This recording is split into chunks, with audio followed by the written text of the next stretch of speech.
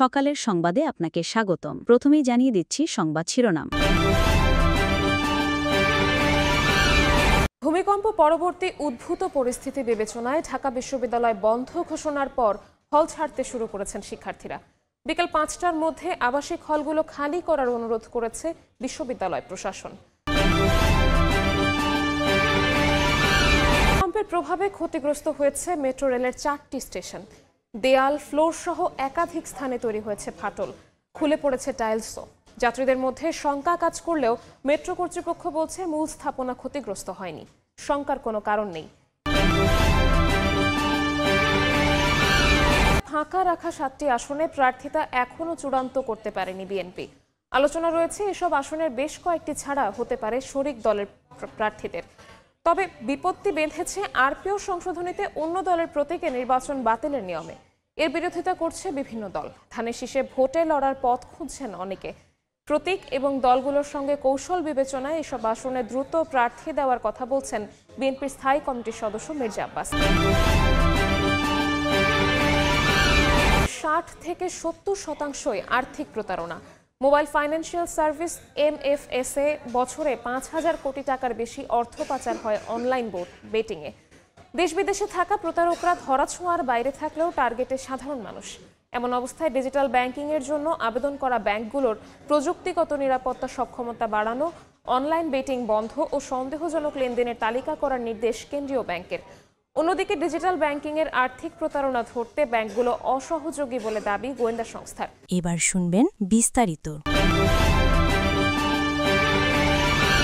গতকালকে ঢাকা বিশ্ববিদ্যালয় প্রশাসনের পক্ষ থেকে আগামী ৬ ডিসেম্বর পর্যন্ত বিশ্ববিদ্যালয়ের সকল ক্লাস পরীক্ষা বন্ধ ঘোষণা করা হয়। একই সাথে আজকে রোববার বিকাল ৫টার মধ্যে যে হলগুলো রয়েছে সেই হলগুলোতে যে সকল শিক্ষার্থী থাকেন তাদেরকে হল ত্যাগেরও নির্দেশ দেওয়া হয়। এই নির্দেশের পরপরই কিন্তু আজকে সকাল থেকেই আমরা বিভিন্ন হলে ঘুরেছি। তো অন্যান্য হলেও যেরকম সকাল থেকেই শিক্ষার্থীরা তারা যেহেতু নির্দেশ দেওয়া হয়েছে তারা হল ত্যাগ করছেন। পাশাপাশি এই মুহূর্তে আমি রোকেয়া হলের সামনে দাঁড়িয়ে আছি, সেখানেও কিন্তু যারা নারী শিক্ষার্থী বা মেয়ে শিক্ষার্থী রয়েছে তারাও কিন্তু সকাল থেকে হল ত্যাগের যে প্রবণতা সেটি রয়েছে।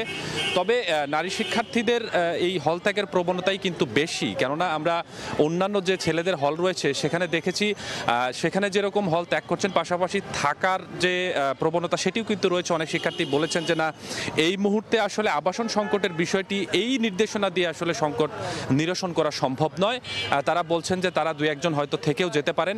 পাশাপাশি যে সকল নারী শিক্ষার্থীরা এখান থেকে বের হচ্ছেন তাদের সাথে কিন্তু তাদের অভিভাবকরা রয়েছে এবং এই নির্দেশনাকে বেশিরভাগ শিক্ষার্থী স্বাগত জানিয়েছেন। তারা বলছেন যে ভূমিকম্পের পরবর্তী যে আতঙ্কটি আসলে সবার মধ্যে তৈরি হয়েছে, যে প্যানিক তৈরি হয়েছে, সেটি নিয়ে কিন্তু অনেক শিক্ষার্থী তারা ট্রমাটাইজ হয়ে আছেন। কেননা আপনি নিশ্চয়ই জানেন যে ঢাকা বিশ্ববিদ্যালয়ের বেশ অনেক দিন ধরেই আসলে শিক্ষার্থীরা দাবি জানিয়ে আসছেন যে বেশিরভাগ হল সংস্কারের প্রয়োজন এবং এগুলো অনেকটাই ঝুঁকিপূর্ণ, এমনটা শিক্ষার্থীরা দাবি করে আসছেন। তো এই বাস্তবতায় যখন ৫.৭ মাত্রার ভূমিকম্প হয় তখন কিন্তু শিক্ষার্থীরাই আমাদেরকে জানিয়েছিলেন যে বেশ কয়েকটি ভবনের ছাদ থেকে পলেস্তারও খসে পড়েছে। এটি নিয়ে কিন্তু তাদের মধ্যে বেশ আতঙ্কই তৈরি হয়েছিল। তো সেই আতঙ্কের কারণেই আসলে গতকালকে রাত্রে বিশ্ববিদ্যালয় প্রশাসনের পক্ষ থেকে এই সিদ্ধান্ত নেওয়া হয়, অর্থাৎ আগামী ৬ ডিসেম্বর পর্যন্ত বিশ্ববিদ্যালয়ের সমস্ত ক্লাস পরীক্ষা বন্ধ থাকবে এবং একই সাথে আজকে রোববার বিকেল ৫টার মধ্যে হল ত্যাগ করার নির্দেশ দেওয়া হয় এবং সেই নির্দেশনার মেনেই আসলে এই শিক্ষার্থীরা স্বাগত জানিয়েই এই শিক্ষার্থীরা তারা নিরাপদে তাদের ফ্যামিলির কাছে বা পরিবারের কাছে ফিরে যাচ্ছে।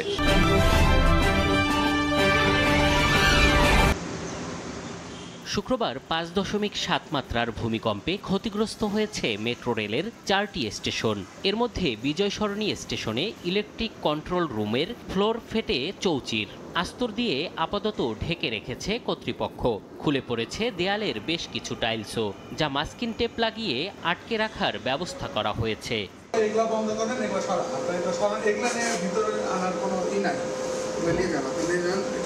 ক্ষয়ক্ষতির ছবি তুলতে গেলে ক্যামেরার দিকে তেড়ে আসেন স্টেশনটিতে কর্মরত রুম কন্ট্রোলার। রাজি হননি কথা বলতেও। হেড অফিসের সাথে কথা বলবেন, সে বলবে, আর আপনার এগুলা বন্ধ করেন। একই অবস্থা কারওয়ানবাজার, মিরপুর 10 ও পল্লবী স্টেশনে। দেয়াল ও ফ্লোরের একাধিক স্থানে ধরেছে ফাটল, যা নিয়ে শঙ্কিত যাত্রীরা। 5.5 মাত্রার ভূমিকম্পে এরকম যদি ফাটল ধরে সেটা অবশ্যই আমাদের দ্বারা কাম্য নয়। ফাটল ধরছে, এতে তো আবার ক্র্যাক করতে পারে, ট্রেনের চলাচলের একটা শক্তি আছে না। অবশ্য এমন ফাটলে মারাত্মক ঝুঁকি দেখছে না মেট্রো রেল কর্তৃপক্ষ। যেই পরিমাণ ম্যাগনিটিউডে আর্থকোয়েক হয়েছে, কারণ এটা ব্রিক ওয়ার্ক, আমাদের কিন্তু বাকি কিন্তু ফ্রেম স্ট্রাকচার হলে আসুন, তো এই সোয়েতে এই ব্রিকের মাইনর ক্র্যাক হয় এবং স্টেশনের মধ্যে এই ক্র্যাক যাত্রীদের সাথে কোনোই সংশ্লিষ্টতা নাই। এই ধরনের ক্র্যাক যদি আপনার ওই ট্র্যাক লেভেলে হইতো কোথাও, তাইলে সেখানে একটা রিস্কের সম্ভাবনা ছিল। সুতরাং এইটা আমাদের ওই ট্র্যাক লেভেলে, পিয়ার লেভেলে, ভায়াডাক্ট লেভেলে আমাদের কোনো সমস্যা নেই।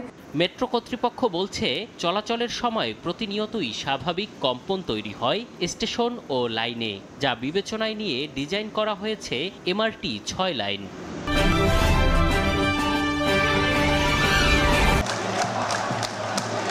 নানা ইস্যুতে বিতর্ক চললেও ভোট সামনে রেখে মাঠে বিভিন্ন দলের প্রার্থীরা। অন্যান্য দলের পাশাপাশি বিভিন্ন সংসদীয় এলাকায় জনসংযোগে ব্যস্ত দেখা যাচ্ছে বিএনপির নেতাকর্মীদের। প্রায় 3 নভেম্বর 237টি আসনে প্রাথমিক প্রার্থী তালিকা ঘোষণা করে বিএনপি। 63টি আসনে প্রার্থিতার বিষয়ে এখনও কোনো সিদ্ধান্ত নেয়নি দলটি। এর মধ্যে রয়েছে ঢাকার 7টি আসনও। ঢাকা 7, 9, 10, 13, 17, 18 এবং 20 আসনের মনোনয়ন প্রত্যাশীরা অপেক্ষার প্রহর গুনছেন চূড়ান্ত সিদ্ধান্তের। চাউর হয়েছে ঢাকার এসব আসনের মধ্যে বেশ কয়েকটি আসন ছাড়া হতে পারে যুগপৎ আন্দোলনের শরিকদের। আলোচনায় আছেন বিপ্লবী ওয়ার্কার্স পার্টির সাধারণ সম্পাদক সাইফুল হক, এনডিএম চেয়ারম্যান ববি হাজ্জাজ সহ কয়েকজন। কয়েকটি আসনে আলোচনায় আছেন এনসিপি নেতা এবং সরকারের উপদেষ্টাও। তবে বিপত্তি বেঁধেছে আরপিও সংশোধনীতে অন্য দলের প্রতীক নিয়ে ভোট করার বিধান বাতিলে। বিএনপির সঙ্গে আসন সমঝোতায় আগ্রহী দলগুলো এর সমালোচনা করছে। নিজ দলের প্রতীকে ভোটে জয়ী কঠিন মেনেই অনেকে উপায় খুঁজছেন ধানের শীষ নিয়ে ভোটে লড়ার। অপরিপক্ষ আলোচনা হবে যদি আলোচনা করা হয় যে আচ্ছা ধানের শীষ জনগণ যতটা চেনে আমার মার্কা ততটা চেনে, আমি যদি ধানের শীষ মার্কাটা ব্যবহার করতে পারি তাহলে নিশ্চয়ই আমাদের সহযোগী হবে। সো সেটা আমরা চাইবো। আগামী নির্বাচনের জন্য চাইলে কোনো দল অন্য কোনো পরিচিত মার্কা যাতে ইলেকশন করতে পারেন, এই বিধানটা অন্য দলের জন্য আসন ছাড়তে নারাজ বিএনপির মনোনয়ন প্রত্যাশীরা। তাদের প্রত্যাশা বিএনপি নেতাকর্মীদের কাছেই থাকবে ধানের শীষ। ঢাকা 18 আসন একটি প্রবেশদ্বার, এই ঢাকা 18 আসন অবশ্যই কোনো জোটের কাছে যাবে না, এটা দলের কর্মীদের কাছেই থাকবে। এটা একটা গুরুত্বপূর্ণ আসন, এখানে অন্য কোনো নেতৃত্ব কাছে ছাড় দেওয়ার কোনো সুযোগ পার্টির আছে বলে মনে করি না এবং আমাদেরও আছে বলে আমরা মনে করছি না। ফাঁকা রাখা আসনগুলোতে প্রচারে পিছিয়ে পড়ার কথা মানছেন দলটির স্থায়ী কমিটির সদস্য মির্জা আব্বাস। তার মতে আরপিও সংশোধনী নতুন জটিলতা তৈরি করেছে। প্রতীক এবং দলগুলোর সঙ্গে কৌশল বিবেচনায় নিয়ে এসব আসনে দ্রুত প্রার্থী দেওয়ার কথা বলছেন তিনি। যে সমস্ত সিটগুলো বাকি আছে খুব স্বাভাবিকভাবে ওখানে যে প্রার্থী নির্বাচনে আসবে সে একটু পিছিয়ে থাকবে। ওখানে কিভাবে করবো, ওদের পলিসি কি, বিএনপি পলিসির সঙ্গে মিলবে কিনা, আর আরপিও সংশোধনীর মাধ্যমে তো আর কি জটিলতা সৃষ্টি হয়ে গেছে। এই ব্যাপারে আমাদের অ্যাক্টিং চেয়ারম্যান সাহেব চিন্তা ভাবনা করতেছেন, আমরাও ভাবতেছি যে কোনো সামনে নেক্সট মিটিং এর সিদ্ধান্ত হয়ে যাবে। ত্রয়োদশ জাতীয় সংসদ নির্বাচনে বিএনপির সঙ্গে আসন সমঝোতায় আগ্রহী দলের তালিকায় রয়েছে 8 দলের মোর্চা, গণতন্ত্র মঞ্চ, 12 দলীয় জোট, সমমনা জোট, গণ অধিকার পরিষদ, এনডিএম, বিজেপি সহ নিবন্ধিত অনিবন্ধিত 40টির মতো রাজনৈতিক দল।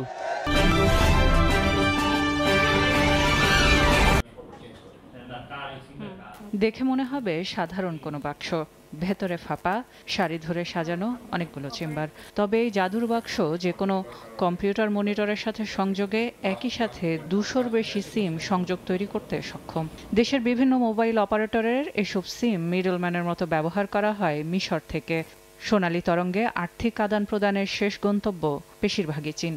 সুনির্দিষ্ট কোনো সংখ্যা না পাওয়া গেলেও বাংলাদেশ ব্যাংকের হিসেবে বছরে অন্তত 5,000 কোটি টাকার বেশি অর্থ পাচার হয় অনলাইন বেটিংয়ে। গোয়েন্দা সূত্রের মতে আর্থিক প্রতারণার 60 থেকে 70% হয় এমএফএস বা মোবাইল ব্যাংকিংয়ের মাধ্যমে। 60 থেকে 70% ফাইন্যান্সিয়াল স্ক্যাম সংক্রান্ত অভিযোগগুলো আমাদের কাছে আসে। ব্যাংকের একটা গ্রাহকের টাকা নগদ বিকাশ বিভিন্ন অ্যাকাউন্টে চলে যাচ্ছে, তার সে কিছু জানে না।